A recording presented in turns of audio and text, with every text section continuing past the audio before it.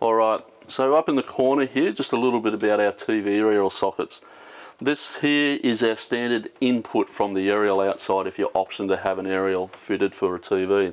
So you would have your TV predominantly sitting in this model on the bench here, connect the aerial wire to this here. We do need to take the little dust protection cap off, and that's all it is there. Then you will need to hook your aerial cable onto there. On the exterior, it has the same dust cap protection as well. It is to stop any dust getting inside because there is a slight little pin inside here.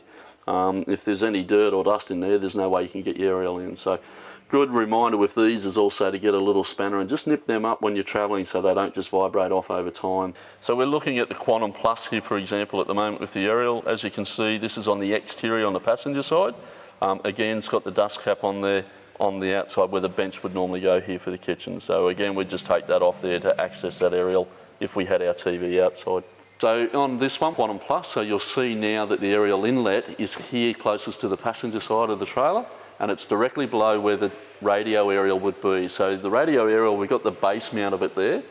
The rest of it we take off, so for transit wise, so it doesn't vibrate off or fall off while you're travelling. So we do recommend that, and we do supply it that way, so the aerial's inside in a drawer. Okay, so we're at the back of a matrix at the moment. So this is a little bit different in where the aerial inlet is located and what we're talking about there. So this particular customer's van, you'll notice that they've got two aerial inlets here. The one at the top is our main aerial inlet for free-to-air TV. These guys have optioned up here to run a satellite system as well, so that's why the second aerial inlet on the bottom here. So generally you'd see one plate, so the Matrix has it here just near the spare tyre. All other vans has the aerial inlet over to the side underneath the radio aerial. Okay, so here again we're back on our Matrix, just to highlight with our TV aerial itself. So we've got two mounting points on the side of the van, or the back of the van here. So we've got the base piece, we have a little clip up the top there. The aerial, the fold-away TV antenna, it does come in three pieces. It does have the wire running through the middle. You do have to join them together. It's just made out of like a PVC tube.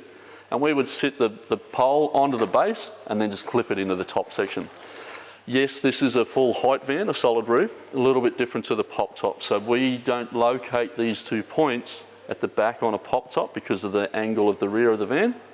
It actually comes around to the side here. So exactly the same, around on the side, operates the same, and then we run our cable back to our aerial inlet point to then have our reception coming inside onto the points inside, or whether it's on the outside one near the external kitchen area.